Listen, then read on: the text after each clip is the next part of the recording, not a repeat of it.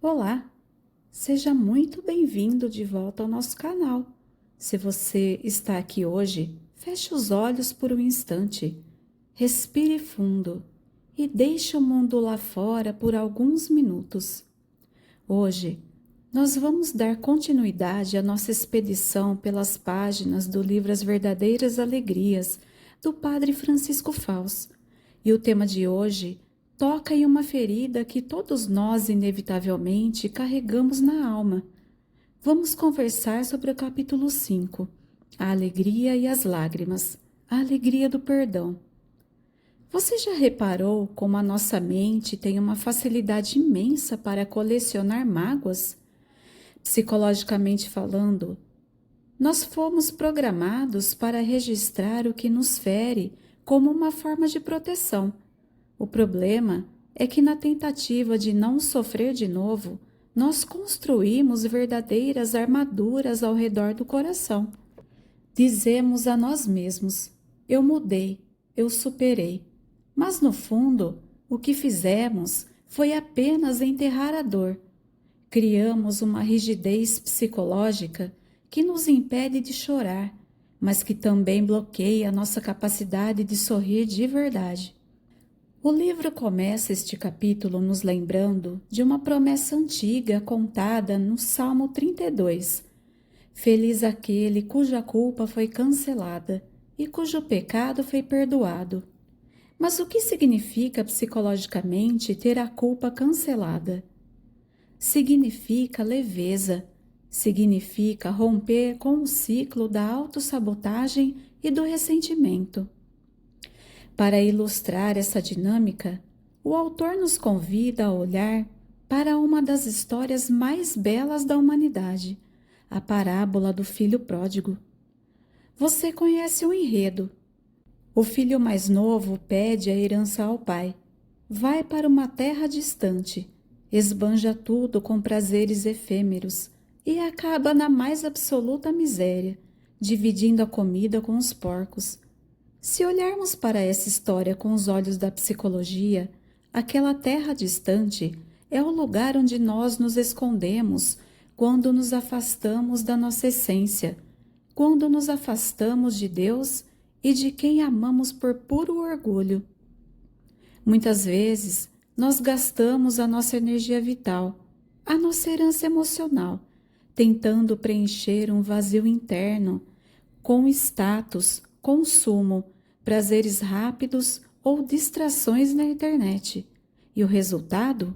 Um esgotamento psicológico profundo, uma fome que nada consegue saciar.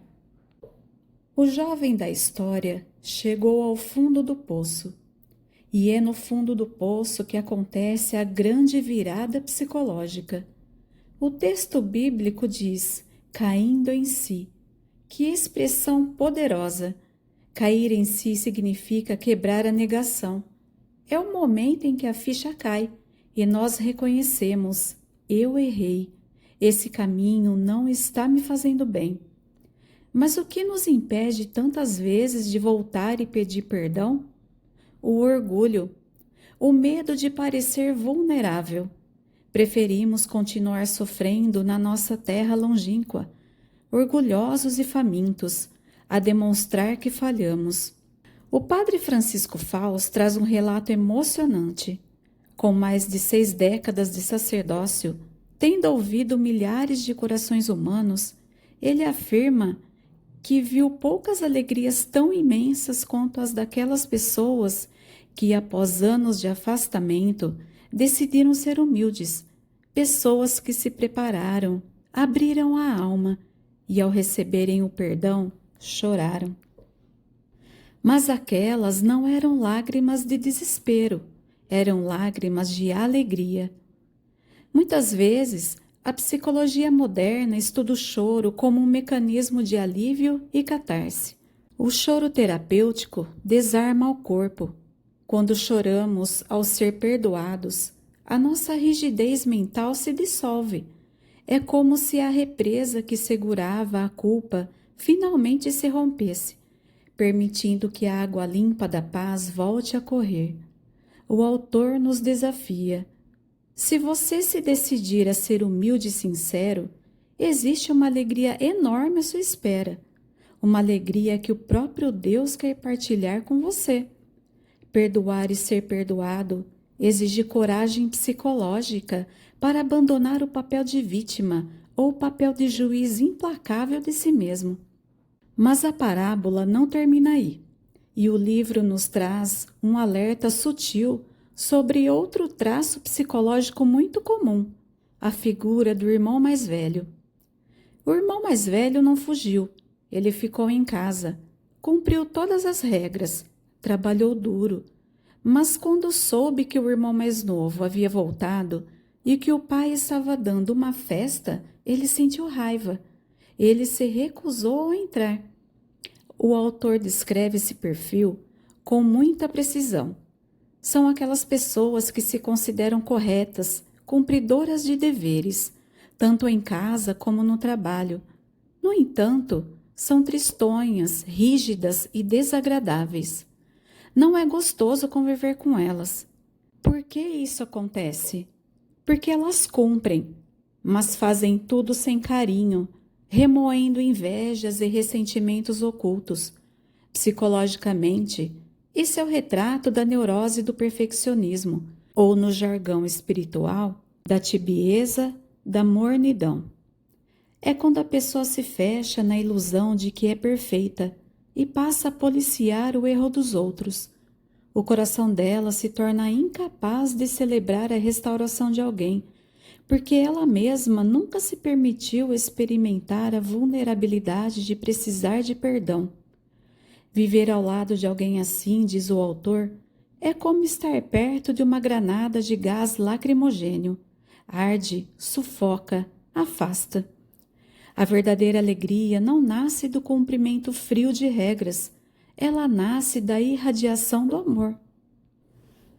Para encerrarmos a nossa reflexão de hoje, eu convido você a olhar para dentro do seu próprio coração agora. Existe algum cemitério de alegrias mortas aí dentro que precisa ser visitado? Alguma mágoa antiga que você transformou em armadura? Uma culpa que você não consegue soltar? O perdão, seja ele vertical, com Deus, ou horizontal, com as pessoas à nossa volta, é o único caminho psicológico e espiritual para a verdadeira liberdade. Ele não muda o passado, mas muda completamente o futuro. O perdão ressuscita as alegrias que nós julgávamos mortas. Não tenha medo das suas lágrimas.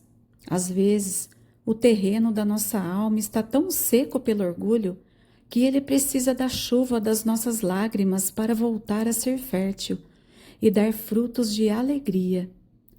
Permita-se hoje dar esse passo de humildade. Deixe o orgulho de lado, quebre os espelhos do egoísmo e abra as janelas para o amor. Se essa reflexão tocou seu coração, deixe o seu comentário aqui embaixo. Compartilhe comigo. Qual é o espelho hoje que você precisa quebrar para encontrar a verdadeira alegria? Muito obrigada por caminhar comigo nesta expedição. E se você gostou deste conteúdo, inscreva-se e vamos juntos nessa jornada de amadurecimento. Meu objetivo aqui é te conduzir ao domínio interior, porque quando você se ordena por dentro, sua vida se alinha por fora. Fique em paz, cuide bem da sua mente, do seu coração e até o próximo vídeo.